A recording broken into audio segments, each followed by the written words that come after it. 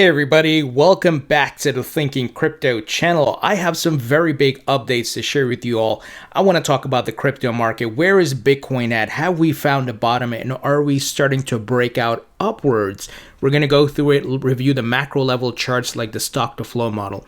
In addition, Goldman Sachs is very bullish on crypto, and they talk about the future of crypto and how that's going to be integrated into the economy. And there's some updates. The crypto market and the SEC and the Bitcoin ETF is getting into the political realms now. And we have an article from Politico, which I think is very interesting. And this is good because the conversation is getting larger, and that's going to put more pressure on Congress, the SEC, and so forth. And speaking of the SEC, the judge in the SEC Ripple lawsuit has denied the SEC access to Ripple's communication. So we're going to talk about all that. And in addition, it looks like India is in the clear from a crypto regulation standpoint. There's some official notice that there's no ban or anything like that, which we've been talking about for a long time. So I'll break it all down. Before I get into it, go ahead and hit that thumbs up button, leave a comment below, and hit the subscribe button if you're new here. It helps support the channel and it doesn't cost you anything. Guys, friendly reminder, I have a free weekly newsletter. Be sure to sign up, link in the description, all crypto insights and knowledge. Let's take a look at the market here. Not much happening, still some consolidation and sideways movements, but we're still up when you look year over year, right? When you look at the prices that happened last year and how far Bitcoin and the rest of the altcoins have moved. But of course, we are in a correction phase and we're seeing some consolidation. However, if you take a look at the little micro breakout here, if you want to call it, we're seeing some green candles on the way up. So could we have hit the bottom and now is the full capitulation has happened and the fear and greed index around Bitcoin is at its lowest, or I should say it's at its max fear and greed, where the sentiment now is going to flip to bullish? It could be, right? We could move a little bit more sideways. This is just a patience game. It's not a matter of if this is going to happen. This is what's going to happen because we're in a bull market and we've seen it play out historically, right? We're using facts. We're using data and trends from the historical patterns. So the stock to flow model here, plan B updated. And of course, he uses the respective colored dots to kind of indicate the closing price for each month. And here you see he said new dot May close was $37,341, down 35%. We knew Bitcoin would not go up in a straight line, and several negative 35% drops are possible and indeed likely in a bull market, starting to look like 2013 stock to flow model X model intact. So this is very interesting, and we're seeing more of a pattern relative to 2013 where you had double peaks. So if you notice here in 2013, you'll see a peak going up, then we had a correction, and then another peak versus 2017, which was one major peak, right? So it looks like it's playing out like 2013. And this is why you need to look at the data and the trends to see, okay, what the hell is actually happening, right? Is this new? Is this something that we've seen historically? And we are still up, like I said, year over year, and things are still trending in the right direction. Bitcoin, if you look back into history, as far as what it's holding right now, if you bought Bitcoin even in at the peak of 2017, which was near $20,000, and you're still holding, you're still in the green. You're still in a profit zone, right? But we know higher highs are coming. Bitcoin obviously touched near 64,000. Correction, and we will build support levels and work our way up. I think we will go to six figures. I think 100K and plus. Some people are predicting 200K. I don't know about that. Look, but we'll see what happens because there's going to be economic factors at play which could drive this thing higher. More corporates and businesses putting Bitcoin in a balance sheet, more hedge fund billionaires buying it up. Now, Plan B also tweeted the following: second bounce off the lower band of the stock to flow model. Will stock to flow model break, or will this turn out to be an excellent buy signal? I think the latter, buy signal for sure. I know multiple hedge funds that actually trade this Bitcoin stock to flow cointegration, despite that we can't formally use cointegration tests because stock to flow ratio isn't random. Very interesting, guys, and the fact that hedge funds are even using models like this. And of course they are. They're not amateurs. They're not people who wake up one morning and they move with the market. They are looking at things macro level. They're using lots of data. They have tons of analysts studying these things. And this is why you need to look at the facts and look at these realistic models, right? So the Bitcoin playing out in the 4-year cycles, and with the supply being cut and the big money and demand is on the rise for Bitcoin and the other cryptos, we're going to see more money flowing into the market and higher values. Now, speaking of the institutional players, Goldman Sachs says crypto could power data economy. It's so interesting to see how the narrative has changed. It's 180 from what we saw years ago in 2017 and even before that. So Goldman Sachs has published a report arguing that blockchains could become key infrastructure for the data economy. And that's absolutely the way. I mean, if you guys have seen my interviews lately, even with the CEO of Proppy, and how real estate is moving to the blockchain, and you're just seeing all types of assets being tokenized and blockchain being adopted by healthcare and voting and banking and everything, guys. We're headed to that digital token economy.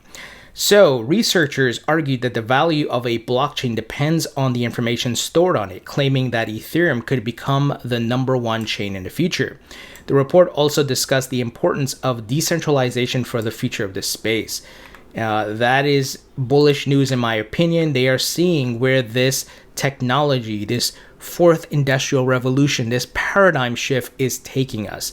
So let me give you some more details. The banking giant recently published a report titled Crypto, a New Asset Class, discussing the technology's potential to become an institutional asset class. In it, the global head of commodities research, Jeff Curry, discussed the potential for blockchains to change the way information is handled on the internet.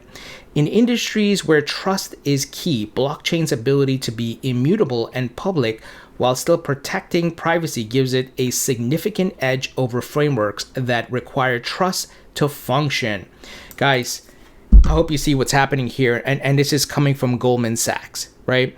They see this, and if you go back, if you had a time machine, but we do kind of with the internet, you can go back and see the reports that were being published about the internet and websites and web technology and how that was going to change the world and the economy and our day-to-day lives, and it has, right? Clearly.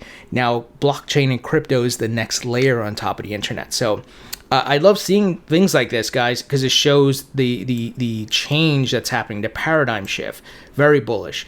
Now, if only the politicians can get on board fully. Now, there are some politicians who definitely are bullish on crypto. They get it, but we still need, the regulators like the SEC and so on and so forth to get things going. And check this article out by Politico. I mean, the fact that this is being covered is good. Wall Street struggles to sell Washington on Bitcoin for the masses. Bitcoin is the biggest of the virtual assets, which, unlike the dollar, are distributed outside of government control and often operate on a decentralized basis. And it goes to talk about, what's going on with Wall Street and the major players like Fidelity and Anthony Scaramucci and how they're pressing the SEC. So obviously we're waiting for a Bitcoin ETF. And many folks are kind of bullish on that Gary Gensler, who gets crypto, may approve one. But look, we don't know. That's not a certainty, right? We don't know what the guy's going to do, honestly. We can only hope for the best. But as we've been talking about with the Ripple lawsuit, this is great coverage. And I love that Fox Business and Politico and CNBC and whoever else, they're all covering it. And we do have bipartisan support for crypto from both sides of the aisle, of course. And I think the crypto industry needs to lobby more. That's how you get stuff done in Washington, D.C. It's about the money, man. I wish it wasn't like that, but that's how the game's played. And we've seen other people call for this. Now, Gabor Gurbax, who works for VanEck, and VanEck, of course, has filed for a Bitcoin ETF. Here's his response to that respective article. U.S. Bitcoin ETFs. Jan VanEck, who's the CEO of the $71 billion asset manager, VanEck, said those who oppose Bitcoin ETFs, like the one his firm is proposing, are effectively forcing investors into inferior fund structures and less regulated venues. So I agree with that. You're going to have all kinds of fly-by-night funds pop up, and you do have to be careful. Obviously, if you're investing directly and you're hodling and custodying yourself, you're fine. But he's right. And I think eventually they will pass an ETF. Of course, we all want it to happen sooner than later, but this thing could play out till next year, right? Who knows? It is really annoying, but I'm hoping for the best here. And one such thing, with the SEC, which is, of course, the roadblock for a Bitcoin ETF, as well as these ridiculous lawsuits against crypto companies by using an outdated Howey test. So here, this is a good update. Judge denies SEC access to Ripple's legal communications. And of course, we've talked about the the SEC Ripple XRP lawsuit on this channel ad nauseum a lot. And the reason why is because all eyes are on this case. What happens with this case will be a big determination in regulatory clarity and how the SEC will treat the rest of the crypto market. And regardless of if you hate or love Ripple or XRP, we need Ripple to win here, because guess what? They're going to go after Cardano and Chainlink and all the others, right? And I diversify. I hold these other cryptos. I'm not a Bitcoin maximalist. The Bitcoin maximalists would probably, they don't care, right? But I care because I see multiple projects. I see, just like the dot-com boom, different use cases, different websites, different technologies, right? So here, in a recent memo from the United States District Court, the memo indicates that Judge Netburn has denied the SEC access to Ripple Labs communication memos. The document states that the SEC had been seeking an order to access all communications constituting, transmitting, or discussing any legal advice Ripple sought to or received as to whether its offers and sales of XRP were or would be subject to federal securities laws. The memo says, the memo ends saying the motion is denied. This is good.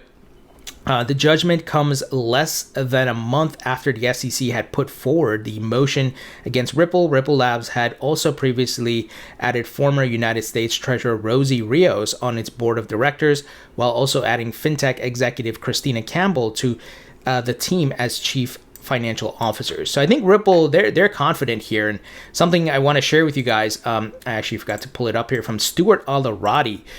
This is definitely some interesting information from his tweet. Let me share it with you guys here. He said, just finished rereading Melville's Moby Dick, the story about Captain Ahab's blind and irrational obsession with hunting the white whale. Spoiler alert, it doesn't end well for Captain Ahab. Very, very interesting, right? I think Ripple, they see the light at the end of the tunnel. They know that a lot of the SEC's dealings and the way they've done things have been very shady. I'm not anti-SEC in the sense that they have a job, they serve a purpose, but I think there have been overreach. I think there have been conflicts of interest from folks like Jay Clayton and others. And of course, they're a part of the government, so they kind of self-regulate themselves, right? They police themselves, so they almost get away with anything. And it takes kind of this public exposure, this publicity around this lawsuit, and people looking at it like, wait, what is going on here, right? What's with the conflicts of interest? What's with the favoritism here? And one thing I saw somebody called out, the SEC is primarily funded by the lawsuits that they put out. They don't, obviously they're funded by the government, right? They're a government agency, but primarily their operating costs and things like that to do business, so to speak, come from the settlements. And I think that is wrong, right? It shouldn't be that way. The settlement should just go back into the pool of the government's money if somebody did something wrong, if they absolutely did something wrong. It shouldn't go to the SEC where they will try any way to just try to get a settlement. And they could be in the wrong, completely in the wrong, but just by the nature of how they operate, that is not right. And I think if you are a normal person with a normal level IQ, you could see this, right? I mean, come on. So a very interesting statement. And of course, attorney John Deaton, which of course filed the intervention on behalf of XRP holders, he tweeted, Judge Netburn's recent ruling confirms Rosalind Layton's article below, wherein she writes that the SEC is now on trial. If the SEC didn't know it before, they know it now. So I think so. And all eyes are on this because this is a new day with media and as well as the internet, and people can go find things, and it's very easy now to do this investigative work even as an amateur. You don't even have to be a lawyer or something like that, right? You can go see just the pattern of actions and the way things were done. So I hope, guys, that Ripple wins this, and I hope the rest of the market can get clarity. I as I've said before, though, I think Congress may have to step in. I think they're going to have to pass like the Token Taxonomy Act, and that's going to have to do it, because just the way the SEC is set up, it seems like Gary Gensler is continuing the same old thing here. Finally, guys, the Reserve Bank of India announced that Bitcoin and exchanges are not banned in India. And of course, like we've been talking about, India, their government seems to be bipolar. One day banned, next day unbanned. So let's hope this is the final motion or announcement, and they stop going back and forth. It's just ridiculous. I think there's probably similar to the SEC, just some outdated ways of thinking, and you have these old guard, so to speak, who don't like crypto, and they have control over people with the currency. They have the fiat currency. But let me not stand on my soapbox here, right? But I think you guys understand the money problems we have around the world, and governments who are a little bit backwards thinking, and they don't want to be disrupted, and they are getting disrupted. So good to see a move in the right direction here, and we'll see. We'll see. Maybe they'll have another bipolar episode, and all of a sudden it's banned again. But as we've talked about, guys, they cannot ban it. They may try to, but they can't. And if they do, and they really take that hard stance, they will become like the blockbusters of the world. Innovate or you die. You will go out of business. You will be ended. And because this is the future of the economy. And as Goldman Sachs said, crypto could power the data economy, guys. So guys, what do you think about this news? Leave your thoughts and comments below. Hit the thumbs up button, share this video, hit the subscribe button, and I'll talk to you all later.